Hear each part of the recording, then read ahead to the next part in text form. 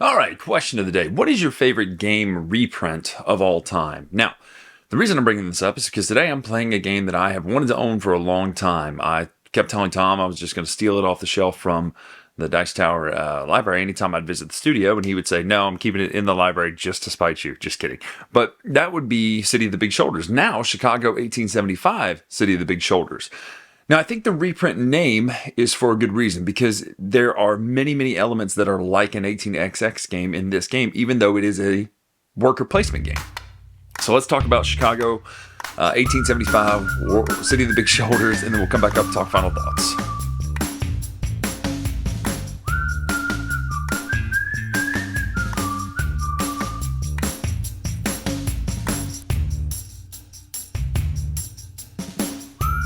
All right, this is City of the Big Shoulders, or Chicago 1875 City of the Big Shoulders. Now, this is post-game here with two players, obviously.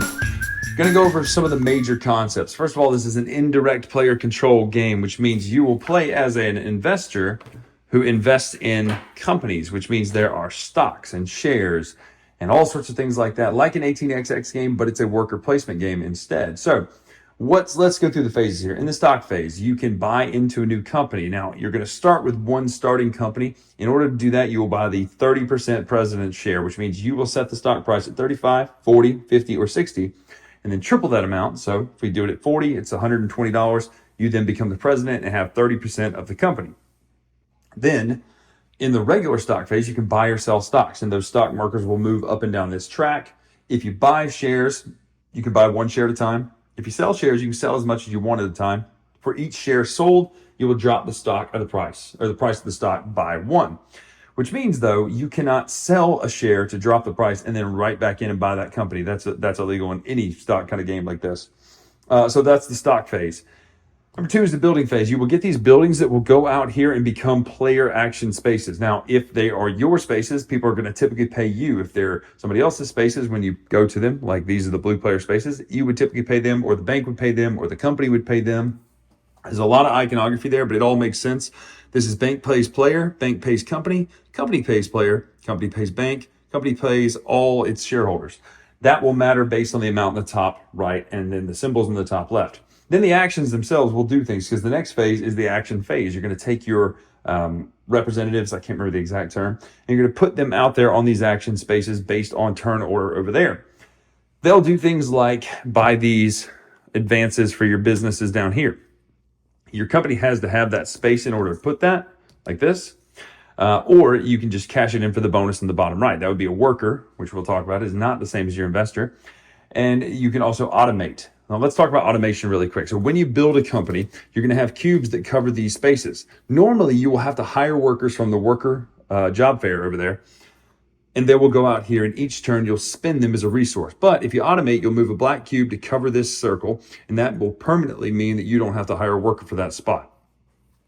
Then that's the different spaces. Once you place all your actions, you've got all your bonuses and benefits, such as cubes of resources from Haymarket Square. You won't be buying cubes during this time. You'll be getting them from Haymarket Square from these spaces like this, which give you a black cube and a pink cube.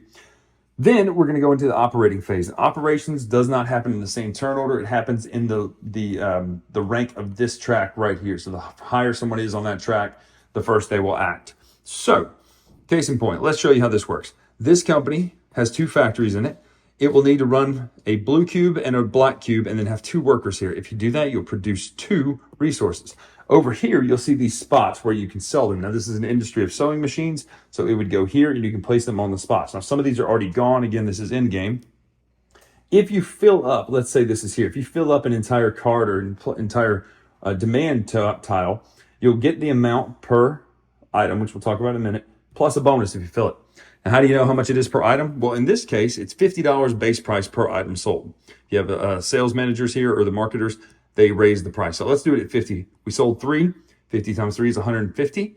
That's how much the total is. Now, you can either keep that in the company and it will drop the share price down, or you can pay dividends out at 10% of that, so $15 a share per share to each investor. So if I have 3 shares of it at 15, I get $45 personally. The other people get their money, and then whatever's left gets put back into the business. However, if there are no shares left in the business and they're all in the bank pool, the business does not get any shares at that point. Now, the other thing is when you invest into a company at the beginning of the game and when you start a new company in the stock round, the money you pay goes to that company. Operating phase, that's how that works. So you'll sell those off, you'll get the money for them, pay dividends or not. The Haymarket Square has a couple rules where if it's empty, you'll refill it up to a certain amount based on the decade up there, but you'll never have an empty supply chain. So you'll always have supplies coming from Haymarket Square out. Then you'll do the cleanup phase, which is where everything kind of comes off the board, resets, and you'll play for 1, 2, 3, 4, 5 decades. And that is how you play Chicago 1875, City of the Big Shoulders, worker placement, stocks, selling, values, all that sort of stuff, and operating multiple companies. So you may, on your turn, operate multiple of these companies instead of just one. But a couple other things. Managers go here. They're bonuses that give you perks to move up this track. As you move up this track, you get bonuses on the right-hand side there. If you run a company that gives you a benefit, such as a manager would give you a cube, you could store this cube for next time, or if this bonus was here, you could use this cube for this company.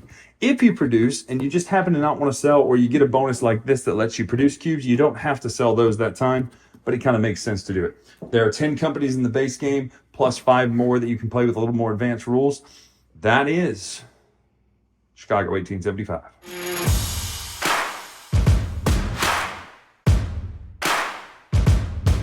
All right, so that is Chicago 1875, City of the Big Shoulders. Now, what's interesting about this game is, first of all, the art is fine. You know, it's a little dull, if I had to give it that, but it's meant to look like that kind of Euro-y look. Now, would I have liked to have seen the 18 Royal Gorge treatment to the art of this? Yes, I would, but the mechanics are all still there. Plus an incredible insert for this game, so you can set it up quickly and take it down quickly. Paper money is gone, and now there is card money, which is fantastic. And I can't remember if that was in the original or not, but either way, when it comes to playing 18xx games or stock games or dividends paying out games, it's amazing to have something faster than paper money because it just goes so much quicker. Gameplay. So first of all, you've got your stock round. I love that. I love the whole buying, selling stocks. Now there's an advanced mode and a regular mode, where the regular mode, you can never really lose control of a company. Whereas the advanced mode, I can buy more shares into a company than you have and become the president. Stretches the game out a little bit, puts a little more cutthroat and more realistic nature of hostile takeovers to the game. But in my mind, I think that's fantastic. The stock round is there. You can buy one share or sell all your shares, manipulating the stock price. One thing I do love about more simple stock market games is there's not the grid of up, down, left, right. It's just straight up or down. I do think that's fantastic. But what I really love about this game, and where this game shines for me, is it's sometimes hard to get people to play the train game, because running the routes of an 18xx game is not the easiest thing to do. To run it and go, okay, well, I think I'm hitting this many cities, so that's 90, 120, whatever.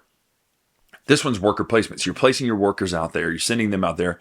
You have to separate company money and individual money, but you're sending your workers out there to get benefits for your companies, and then you run your factories in another phase. So to me, it's really cool because it's almost like you're playing 2 different games. You're playing the worker placement game for your individual self, and then you're running the companies and those factories to get money into the companies that you've invested in, hopefully so that you can pay dividends out, raise the stock price, where at the end of the game, you end up having a whole lot of cash. Now, one thing I really love about these types of games is being able to invest in someone else's company. I mean, if someone buys a bunch of stock in their company, or you see them doing really well in a company, you want to invest in that too. You say, well, why would you buy a share or two into somebody else's company? They may play poorly. They could, but also, if they have a whole lot of shares in something, they're probably not going to just tank it. To me, that's the beauty of these kind of games, is you have to think through not just the direct player thing that you're doing, but the indirect side of it too, of like, wait a minute, I don't have to just make money on my stuff. I can actually benefit when they benefit. And you can fake someone out. You can buy shares into a company that you really don't do as much with, so that you can then turn around and sell all those stocks out and get money. So to me, that's really, really powerful. So I've always loved this game. I don't remember if I ever gave it a number rating before. I'm going to give it an 8 out of 10. The downside is it's still hard to get people to want to play that whole dividends section, right? Because it is mathy and it's funky to go, wait a minute, it's $210, $10 a share is $21 a share, or 10 shares, $21 a share. You get this much, the company gets this much, you get that much. So it's a little difficult, but at the end of the day, I really like this style of game, and I love that this is a worker placement game instead of running routes on trains. So to me, like, it has everything I love from the stock manipulation, and has the worker placement aspects. The whole like automating your factories is great. Like, I just really love this game. So Chicago 1875, City of the Big Shoulders. I'm Bryan Drake here on the Dice Tower. Make sure to follow us on Instagram, etc. at Dice Tower Bryan. Until next time, we'll see you. Actually, I'll see you Saturday. at the hotel before the cruise and then on the cruise.